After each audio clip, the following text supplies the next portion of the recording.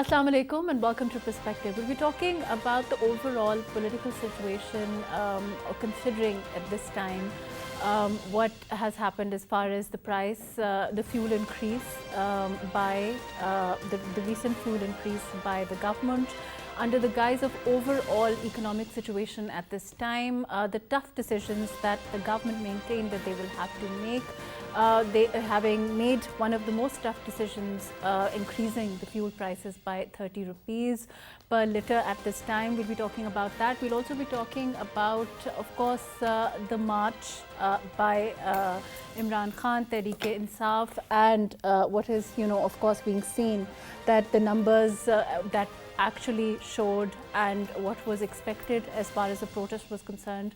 The overall ramifications on the economy of that kind of scenario and what is likely to be expected in the next couple of months as far as the economy is concerned, as far as the stabilization of economy is concerned, as far as the efforts by the government to stabilize economy by taking these tough decisions are concerned. All of those today on Perspective. I have with me Ali Salman, who's a senior economist. Thank you for joining us today.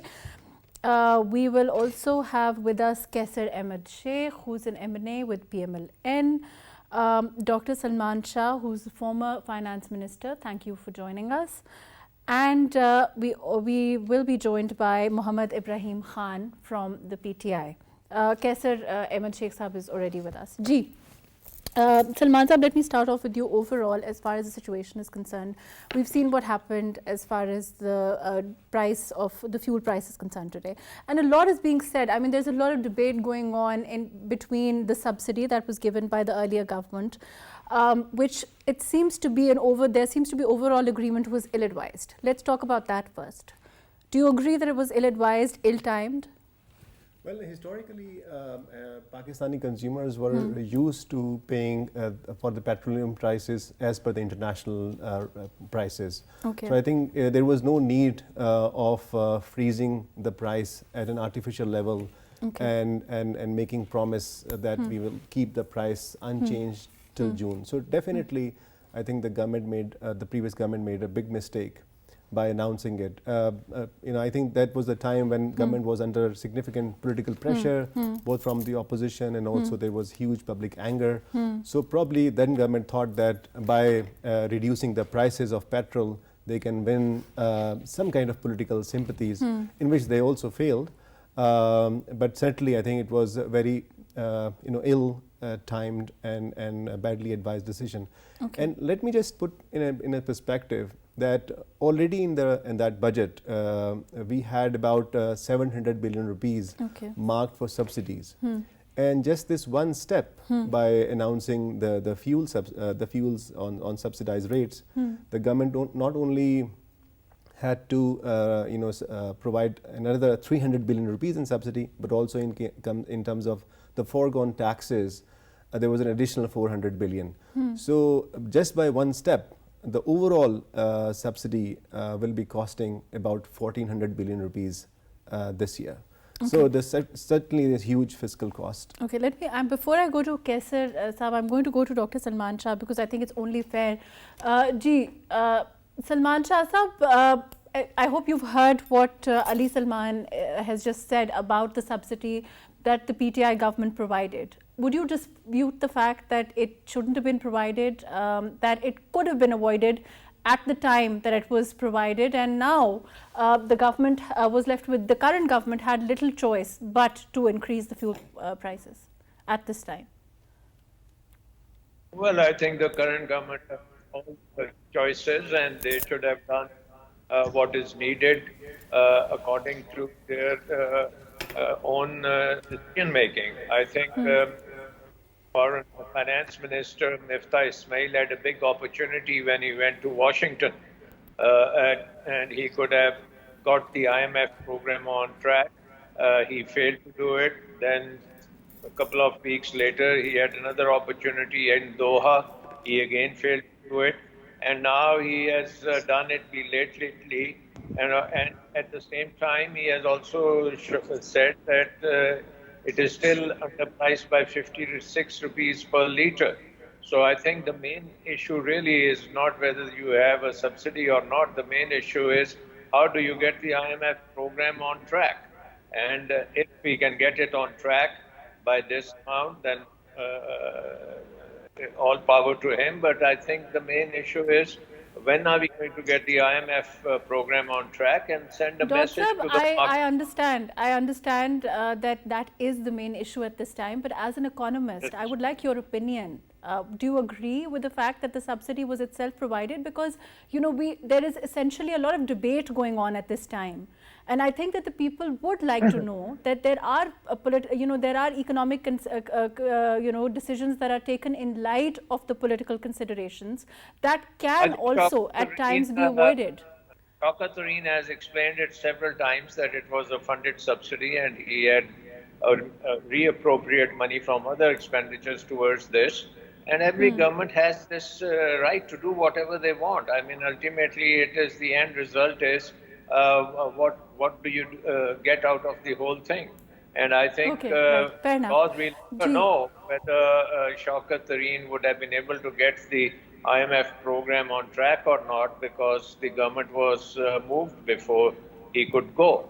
But Mifta has come in, and it is now his responsibility that he should have done whatever they wanted to do. Right. I think, let me come back to you. I don't think that Mifta is saying that it is not his responsibility or disputing that at this time. And of course, you've made your point about the delay. But let me go to Kaisar Ahmed Sheikh Saab. Ji, Kaisar Saab, I will let you answer the whatever Salman Shah Saab is saying as far as the subsidy is concerned. But overall, also, I want your comments about the situation as far as the economy is concerned. Even with the fuel subsidy at this time, and I think we can all agree on the fact that the situation, the economic situation is very precarious. We all, everyone's looking at the kind of stability that, perhaps when the government came in, how much stability can they actually give us with regard to the inflation, with regard to the rupee depreciation, all of those things. Can you shed some light on those things also? Ji. Bismillahirrahmanirrahim. I basically disagree that our all finance ministers, whether it is Hafiz Sheikh Saab or Shaukat Tareen Saab or Mufta Ismail, they are all coming either from IMF or from other financial institutions. Until and unless a member of National Assembly, particularly member of National Assembly, is given this position, you will always be stressing and emphasizing on taking loans and then to making expenditures of it.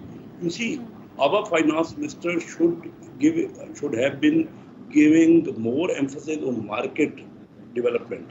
You see, I have repeatedly mentioned that in India last year, a direct foreign investment was $44 billion in spite of COVID of more strength than Pakistan.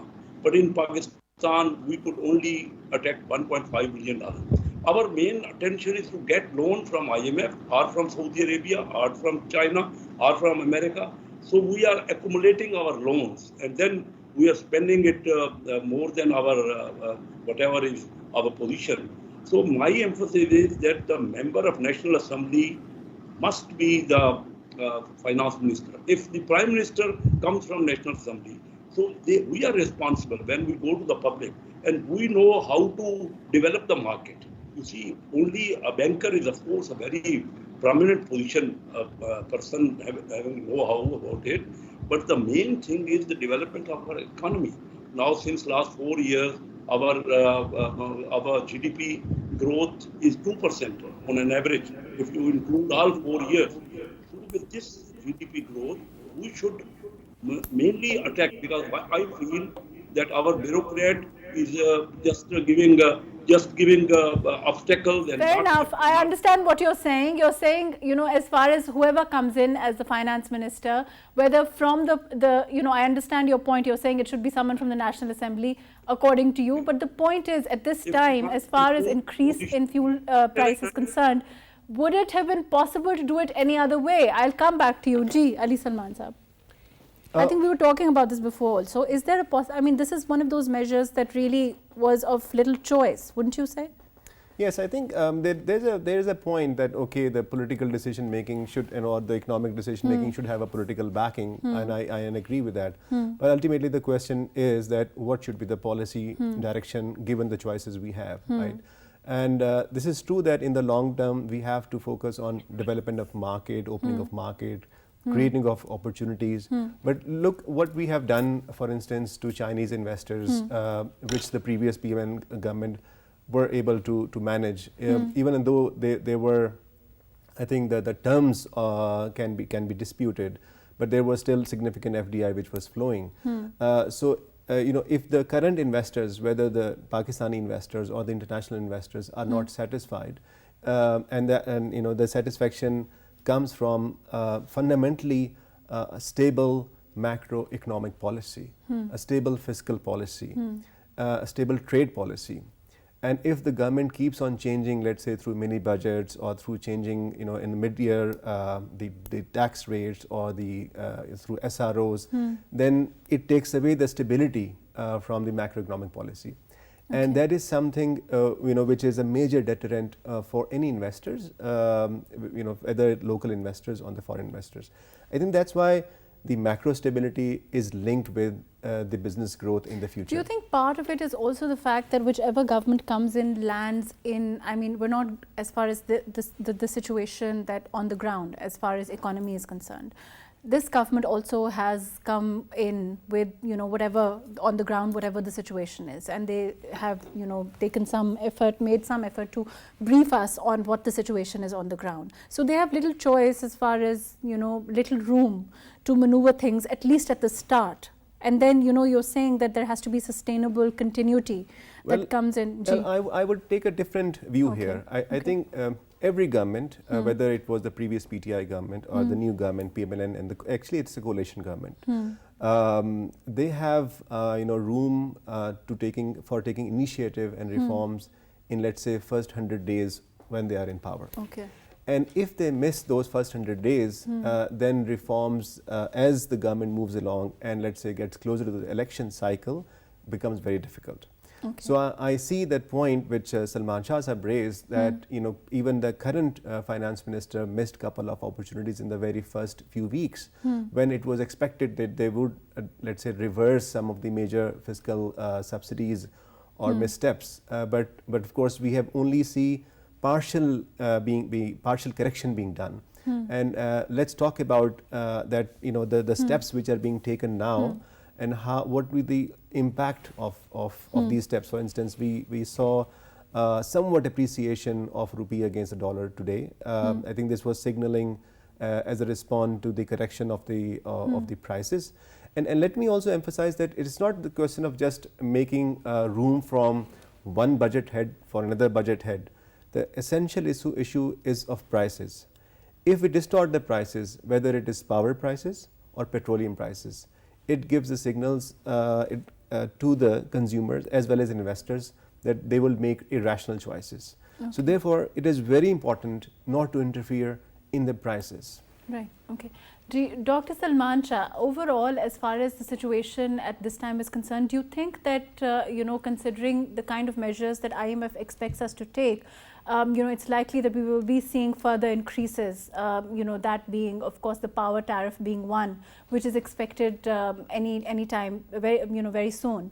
Do you think that we will, it is possible that we will have the dollar, the rupee perhaps gaining more and, the situation stabilizing somewhat? What do you expect in terms of the economy in the next couple of months?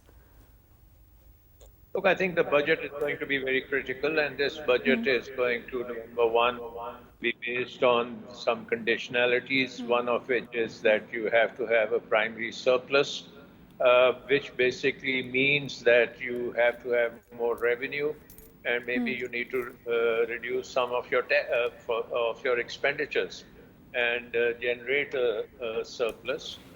Secondly, I think the circular debt issue has to be tackled very effectively, because ultimately it is a quasi-fiscal deficit as well, because ultimately that circular debt has to fall on the national budget, and somehow we have to deal with that issue, and that I think is also going to be part of this forthcoming budget. And the budget, even though PMLN might say that it is because of the past, but ultimately they have to make the choices. And those choices are they going to be in line with the IMF program? Because really the issue is ultimately boiling down to the IMF program as giving us a breathing room to do other things which are more important in terms of reforms, in terms of the whole debt policy, in terms of the energy policy, in terms of governance issues, in terms of investment climate. All of these things have to be done, and unfortunately this government has come totally unprepared. The first statement which the Prime Minister made in terms of pensions, he had to take it back because it was Let me come back to you. Salman Saab, I'll come back to you. I have to go to Mohammed Ibrahim Khan from the PTI. Ji, Ibrahim Saab, can you hear me? Ibrahim Saab, can you hear me? Yes, I can hear you well. Ji, Ibrahim Saab, we've been talking about the economy primarily and the increase in fuel prices that we saw happen today. But overall, in terms of the political scenario, I want to, talk about that also. We saw Imran Khan Saab's press conference today. After the march, there's a lot of, he disputed some of the things that were earlier being said about there being a deal. He also talked at length about, the march itself, a lot that took place during the events itself and all of that. But overall, what do you expect in terms of the direction that PTI is likely to take? Of course, we have that 6 days deadline now, 5 days, now from today. Do you expect to come back? Are you going to, again call your people, your followers? What is the likely scenario now, politically speaking? Actually, we very strongly feel that our government was toppled because of the foreign interference. And as a result, there were some local players who did their part, and ultimately our government was set aside, and that new government which has been put in place hardly enjoys a majority of 2 members. And I think, and they do not have the legitimacy basically and the competence at the same time, because Shahbaz Sharif sir, as a chief minister of Punjab, was handling Punjab differently, because as a province you are recipient of the federal government Ibrahim funds. Saab, is a vote of confidence on the cards? Because you're talking, you're alluding to the fact that there is, of course there are 2 members at this time. The majority by which the Prime Minister enjoys his majority. But are you going to, what do you expect now? In terms of your resignations also, that's also something that's pending at this time. We haven't seen... All I'm saying is, this government is done by 13 members alliance. And even out of those 13, 1 or 2 are annoyed or defect from voting for the Prime Minister. The President can at any time ask for the vote of for the vote of confidence to the Prime Minister, and that could, basically finish the whole game. And but are you going to come? Is PTI going to march again now, or no? That's my question. We definitely will, and we were very peaceful. We have, under the Constitution, Article 199, we have every right for peaceful protest. Right. But Ibrahim Saab, are you disappointed that, as far as the turnout, do you think that there was a miscalculation? Do you think that more people were expected? The turnout was lower than perhaps what was expected by you and the leadership? No. That's not on our side. The lower or the higher number, keep it aside. First, come to the point and look at the way this government handled the issue. They basically blockaded the whole of the province of Punjab and the capital And the way the police was behaving, none of our people were violent. None of our people were protesting with any kind of, I mean, you know, we were very peaceful. I mean, there were peaceful processions going on even in Lahore, Liberty, or in Karachi, and even everywhere in Pakistan. And they were shelling us like with tear gas, like we were some foreign aliens or we don't belong to this country or something of that sort. It was very. But as I understand it, the government has gone against the PTI, you know, in contempt to the Supreme Court. You know, of course, it's been dismissed, but why didn't you go against the government, considering that you are saying, you are maintaining that, you know, there was a lot of, you know, as far as whatever happened in the skirmishes or whatever happened on the ground between your protesters and the police. Of course, you blame the police for it. Why not go to court against the government on it? I'll come back to you. I mean, yes, we definitely will use all legal means which are available to us under the Constitution. We will exercise those powers and we will approach the court for that. Let me come back to you. Ibrahim Saab, I'll come back to you. I have to go to Kaisar Ahmed Sheikh. Ji, Kaisar Saab, in terms of the political scenario, I know that, you know, you're a businessman and you're a politician. In terms of things stabilizing, what is your feeling now in terms of the next couple of months? You know, the government, of course, has. Ji, I'll let you answer. I'm feeling that at present, first thing which we should do is the charter of economy. Our economy is very much disturbing, and I feel that all of should get together. And this is not the time to make differences. My opinion is all our economic policies have mainly failed in last 30 years, I should say. So what should we emphasize? For example, we are always accepting what IMF is prescribing for us. Now, I feel presently there's a policy rate of around 14%. This is the highest ever since I am in business in 5 years.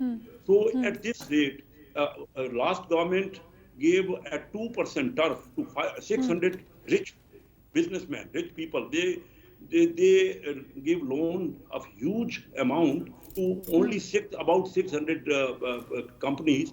And you see, the presently this highest interest rate or markup rate, there's no investment climate. And IMF is prescribing this, but I feel this will not reduce the inflation. The formula, because they come from the developed economies. In developed economies, of course, if you increase the policy rate, then there is expectation that inflation will come down. But my experience of a very long time of business, I feel if you increase policy rate in Pakistan, it will increase inflation.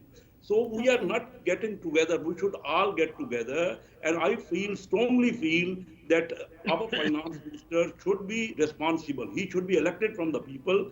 He should have a policy in which the market has a confidence and the foreign companies should have a confidence. Only and only major. There are many other things, but major our goal should be to attract foreign direct investment, because that is coming free. And that is bringing technology and that is bringing know-how. And India and Bangladesh are the examples. Are other countries like Vietnam, like China, Korea, Thailand, all those countries had export-led growth. They had direct foreign investment and they increased their export-led growth. Only if we are emphasizing on IMF or to getting loan, this has miserably failed. All our finance minister previously and presently, they will not succeed. I am sure about it. So we should get together. And the first thing is not that how many people are gathered or what is going to be the political scenario to save Pakistan economy, to save Pakistan at this crucial juncture. We should all get together and have a charter of economy. This has been our plea when our government, when PTI government started their tenure, and still I strongly feel this is the only option left with us. Right, let me come back to you. I'm going to go to the, with the same question to Dr. Salman Shah. Saab ji, Dr. Saab, do you agree? You think that there is a possibility of ever having, I mean, of course, you've made your point. You're saying that every government has a right to take the economy in the direction that they feel. And that's true. But overall, as far as the situation, economic situation is concerned, do you think that it's possible for our political parties to, come up, and I think we've spoken about this before also, to come up with an economic charter? Because, it seems to be like pass the buck, where, once the situation changes, the same allegations are being thrown, back and forth. Whether it would have been okay to make this, do the subsidy earlier on, and this government did it, whether it was, those tough decisions should have been made earlier, are they being made now, and then bringing in the people and the fact that, the same arguments seem to be now being made that were earlier made when the other government was in power. Would you agree that do you think there is a possibility at all of us reaching that kind of political maturity? I think I will agree with Kaisar Sheikh to the extent that the country needs lots of investment. It needs foreign investment, it needs technology upgradation, it needs lots of things. And this is something which the IMF program does not stop you from doing. I mean, who stops this government from deregulating the economy? Who stops this government from abolishing the NOC culture? We should make it easier for companies to invest, like domestic investors and both international investors. And this is something which is very important.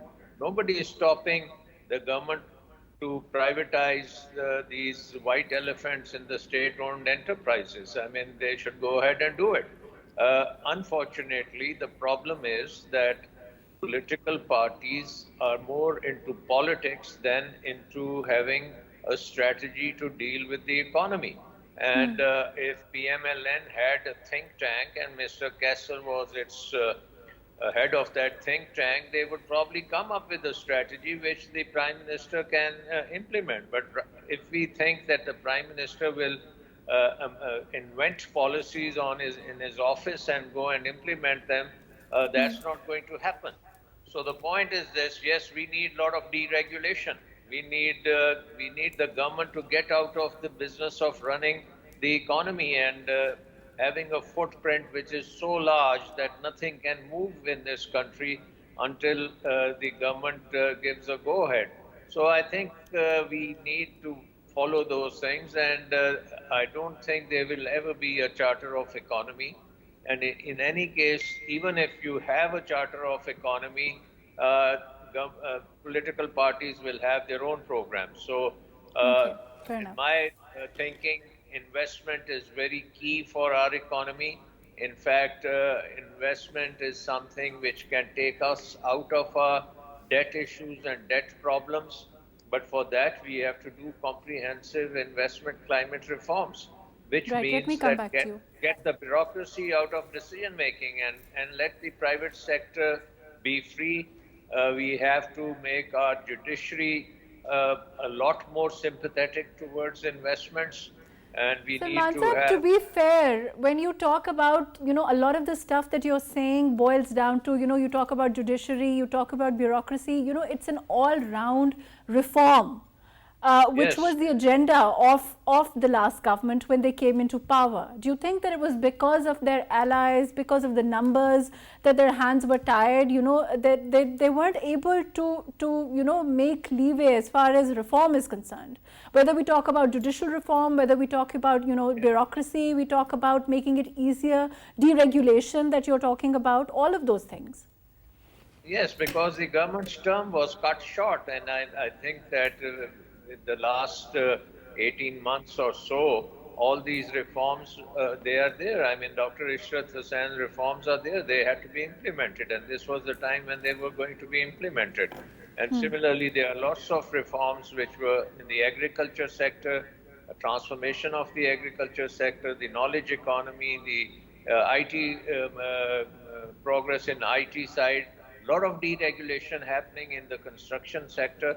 All of these things were happening, and they were put a full stop let me come back to you. Ji, Ali Salman Sahab, do you agree with this? Do you think that, that as far as we were earlier talking about, the two, according to you, as far as deregulation is concerned, the NOC culture, privatization, all of the stuff that Dr. Salman Shah is talking about, Do you think that there were some leeway as far as those measures in the last government?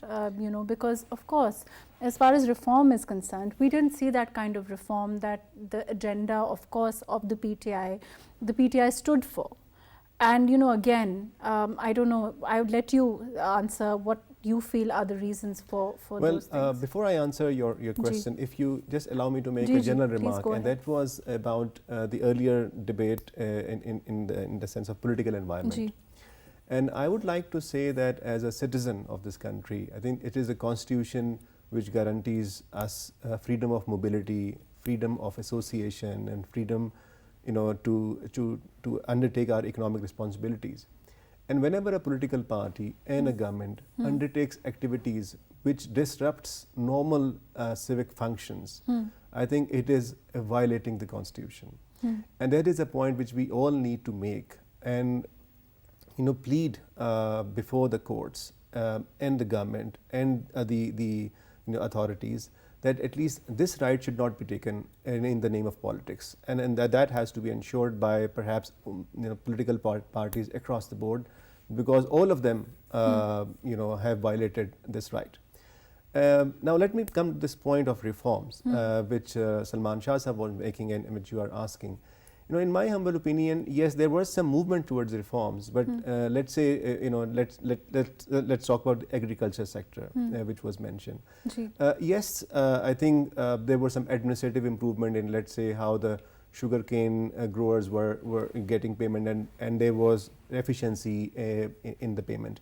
And yes, I acknowledge that there was a sugarcane reform committee which announced certain degree of reforms. But the kind of transformation which Pakistan agriculture sector, we were still far from it. Government still remains a major player in setting of the sugarcane prices, in deciding whether it's going to import or export. Even now, even the present government has banned imports, which I think is a wrong move. And the previous government had imposed a ban on sugarcane exports. When we talk about transformation, we want these things to go.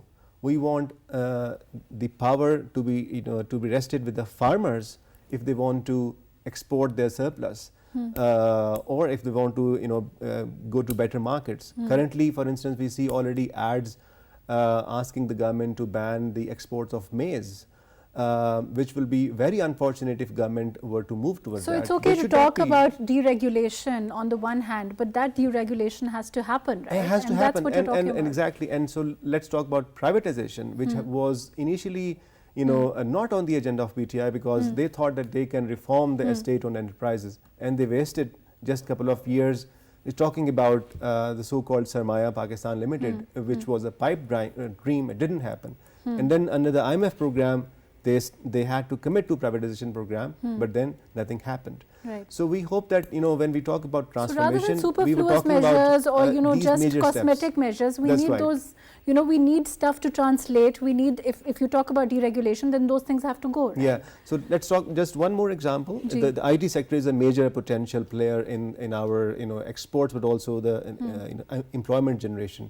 So again, I would acknowledge that the State Bank made it easier in terms of payments, but we are still lacking the economic freedom. We are still lacking in terms of our freelancers not allowed to open bank accounts.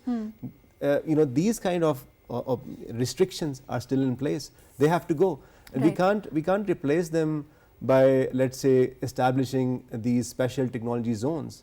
It will not solve the problem. Right. Let me come back to you. I'm going to go to Ibrahim Saab. Ibrahim Saab, as far as bureaucracy is concerned, there's a lot that is being said, bureaucratic. You heard Salman Shah Saab also, but there was a lot of criticism on your government also as far as the bureaucracy is concerned, as far as things were being done, and a lot has been said after also. Why do you think, in your opinion, those measures that those were needed, those kind of reforms that were needed, the kind of hard decisions that were needed to be taken could not be taken during your government? Because you stand for reform. I hope you still do. I mean, you stood for reform. Your party has been the hope of people when you came in with Imran Khan Sahab was that there would be across the board reform, there would be judicial reform, there would be police reform, there would be, the bureaucracy also would not be running things, so to speak. And that didn't happen, right? No, that's not correct, because if it did not happen, then why our export was touching the highest rate around $33 billion, I mean, which never happened in Pakistan's history before. Our foreign remittances also climaxed to $31 billion. Our the construction industry was booming. All the 6 units of textile industry were rejuvenated, and the whole industry came into the running again. And our total GDP growth was at 5.6%, even verified by the IMF. If our policies were not right, or if we did not make any progress towards this, making better policies or bringing in better, economic agenda, then how did we achieve all of that? One thing. Kaisar Sheikh Saab, I'll let you answer this. As far as the economy is concerned, as far as the PTI is concerned, they maintain that things were on the path to, us achieving great things as far as economy is concerned. Would you agree with that? MAHRUKH, HAMEED, you and your all distinguished members of panel like Dr. Salman Shah, Ibrahim Khan, and Ali Salman, they know a lot about economy, and you are having good discussion. You see, what can you say? Mr. Ibrahim Khan is telling increase in exports. Now, after devaluing rupee from 120 to 190 of the PTI government, our deficit of import and export went highest, about $40 billion. So that is the crux of the problem we are facing. That's why we are again and again repeatedly going to IMF and accepting their conditionality. My point is that we are not we are not giving loans to SMEs. Our SMEs, the private sector, is the engine of growth. Dr. Salman Shah, I always appreciate and admire him. What should we do? At present, we should not have a discussion about the parties or the difference. What should we think about that? What happened to us? We were much ahead with India in 1990. The Indian, we having population of 6 times, were 4 times the economy to Pakistan. Today, they are in 32 last years, they have become 11 times to Pakistan. So import and export gap, Mr. Ibrahim mentioned about increase in exports. That can be, there is some increase of 25-30%, but import increase is 60%. So the gap of $40 billion is phenomenal. Or then again, they were emphasizing on current account improvement. Mr. Asad Umar repeatedly told me when he was member with me in finance committee, I was the chairman at that time, last tenure, that when the dollar would be appreciated or Pakistan rupee would depreciate, export would be manifold. That is the formula of IMF, but that has not been successful in Pakistan. We don't have export surplus. We should emphasize on the investment, particularly all these countries we have. Our regional countries, they have developed to have more and more conducive environment for investment. And Dr. Salman Shah rightly mentioned, there are nobody restrict us, but what happened? All the governments say that there should be privatization, all the parties, but still there is no privatization. I fully remember that when the banks were nationalized, you see, MCB Bank, after privatization, now their share price is 235, and National Bank, their share is 35 only. What happened to the government sector? All the government sectors, because there is the bureaucratic approach has not been successful either in Pakistan nor any other developed countries in the world. So, Kaisar Saab, I mean, we may agree on the measures, but they haven't been taken, right? That's what you're saying. Yes. I feel that the bureaucrats or the financial experts can see only one side. You see, our emphasis should be giving more loans to SMEs and to have environment conducive policies. Now, I tell you one figure that is very clear given by the statement. Indian total loans, 15% go to SMEs.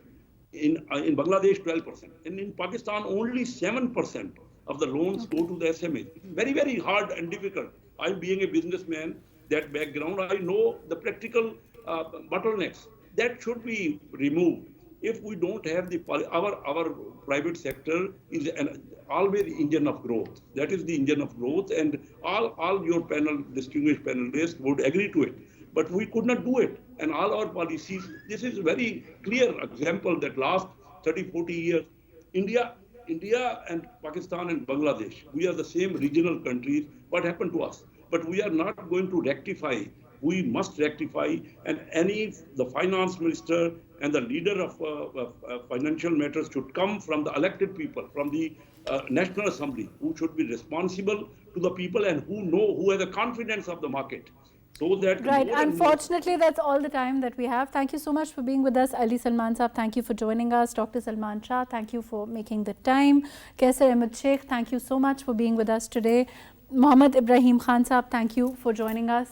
As far as economy is concerned, certainly the situation on the ground is, the government also has said that precarious, and they're trying to stabilize the economy. We saw the dollar gaining somewhat. We saw the stock exchange also gaining by 300 or some points. But as far as the overall stabilizing of economy is concerned, certainly it's a goal that the government seems to have, they've taken it up. It's a challenge, and they've been, as far as the Prime Minister is concerned, he's expected to address the nation today and talk about also some, relief packages for the people, considering the tough decisions that the government maintains that they have had to make. As far as the fuel increase is concerned, as far as expected increase in the power tariff, all of those things. But in the next couple of months, of course, we are expecting the government to take more hard decisions that can then stabilize the economy. Let's hope that we can work towards that, and let's hope that we can have an overall stable economy. And, also, I think Kaisar Ahmed Sheikh Saab made a point which I personally feel is important. If we can have an across-the-board agreement on as far as economic issues are concerned, to have some sort of subtract them to a level from our political considerations, so that we can have measures which are long-term, sustainable, and we can work towards Pakistan's economy at this time, because considering the situation at this time, things are at a point where all political parties need to, at this time, perhaps reflect on the wisdom of coming together and working towards measures that will stabilize the economy. Thank you so much for joining us today on Perspective.